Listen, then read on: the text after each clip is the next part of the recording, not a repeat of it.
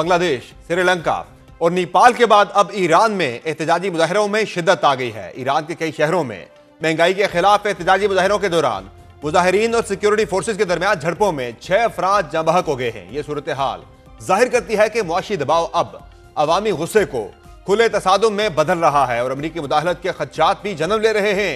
इन मुजाहरों का आगाज इतवार को तेहरान से हुआ, जहां दुकानदारों ने महंगाई, बढ़ती हुई कीमतों, ईरानी करेंसी की तेजी से गिरती वक़्त और मुआशी जमूद के खिलाफ हड़ताल की। इसके बाद एहतजाज मुल्क के दीगर हिस्सों में फैल गया।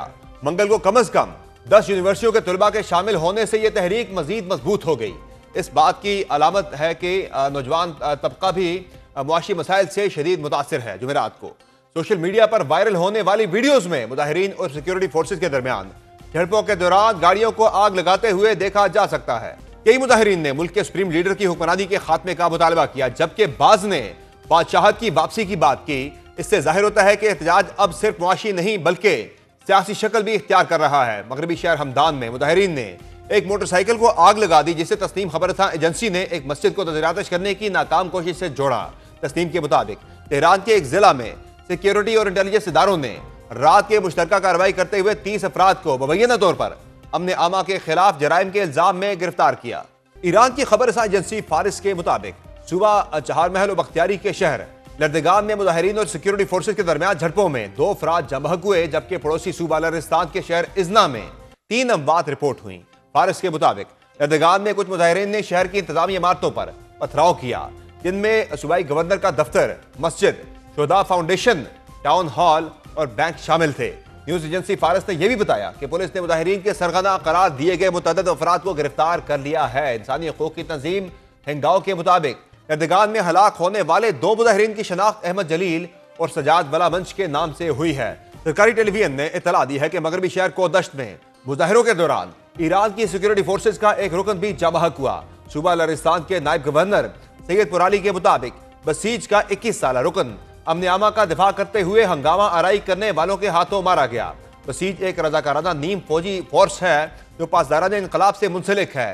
गवर्नर पुराली ने बताया कि कोहदश्त में मुजाहिरों के दौरान पथराव से 13 पुलिस अफसरान और बसीज के अरकान जख्मी हुए। ये मुजाहिरे 2022 में महसा अमीनी की हिरासत में मौत के बाद शुरू होने वाली मुल्कगीर बदअमनी के मुकाबले में निस्बतन छोटे हैं, ताहम उनकी नोयत अब भी हसास है। महसा अमीनी की मौत, जो मुबैना तौर पर खवातीन के सख्त लिबास कोड की खिलाफ वर्जी पर गिरफ्तार की गई थी, ने पूरे मुल्क में शदीद गम और गुस्से को जन्म दिया था। इस बदअमनी के दौरान कई सौ अफराद हलाक हुए थे, जिनमें दर्जनों सिक्योरिटी एहलकार भी शामिल थे। मौजूदा मुजाहिरे अगरचे महदूद हैं, लेकिन उनकी जड़ें भी उसी अवामी बेचैनी में नजर आती हैं। ईरानी सदर मसूद पज़ेश्कियान ने मुजाहिरीन के जायज मुतालबात को तस्लीम करते हुए तनाव कम करने की कोशिश की और हुकूमत पर जोर दिया कि वो इक़्तिसादी सूरत हाल बेहतर बनाने के लिए इक़दाम करे। पज़ेश्कियान ने सरकारी टेलीविजन पर नशर होने वाले एक प्रोग्राम में अवाम की रोजी रोटी का मसला हल करने पर जोर दिया।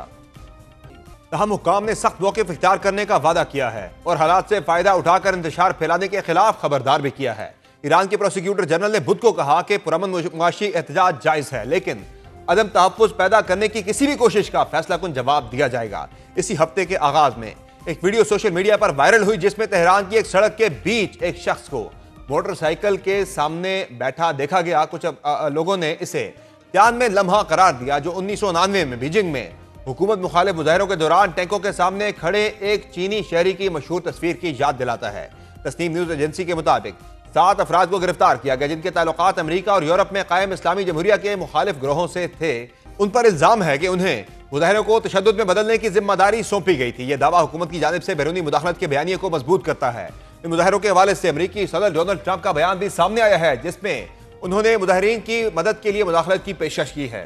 ट्रंप का कहना है कि ईरानी हुकूमत पुरअमन मुजाहिरीन के खिलाफ ताकत इस्तेमाल कर रही है और अगर यह सिलसिला ना रुका तो अमरीका मुजाहिरीन की हिमायत के लिए आगे आएगा। उनके मुताबिक अमरीका मुकम्मल तौर पर तैयार है और किसी भी कार्रवाई के लिए आमादा है। दूसरी जानिब ईरान ने अमरीकी सदर की मुदाखलत की कोशिश पर सख्त रद्द-ए-अमल दिया है। ईरान की सुप्रीम नेशनल सिक्योरिटी काउंसिल के सेक्रेटरी अली लारिजानी ने डोनाल्ड ट्रंप के बयान को अमरीका की जानिब से ईरान के अंदरूनी मामलात में बराह रास्त मुदाखलत करार दिया है। एक्सपर्ट अली लारिजानी का कहना था कि अमरीकी सदर के बयान से अब पसे पर्दा कहानी वाज़ेह हो गई है। उन्होंने लिखा कि इसराइली हुक्काम और ट्रंप के मौक़िफ़ के साथ इस वाक़े का पस मंज़र वाज़ेह हो गया है। हम एहतजाज करने वाले ताजरों के मौक़िफ़ को तखरीबी अनासिर से अलग समझते हैं। उन्होंने मज़ीद कहा कि ट्रंप को जान लेना चाहिए कि इस अंदरूनी मामले में अमरीकी मुदाखलत पूरे खत्ते में इंतशार और अमरीकी मुफादात की तबाही के मुतरादिफ होगी। लारिजानी ने अमरीकी अवाम को मुखातिब करते हुए कहा कि ट्रंप ने एक मुहिम जोई शुरू की है जो अपने फौजियों का ख्याल रखें।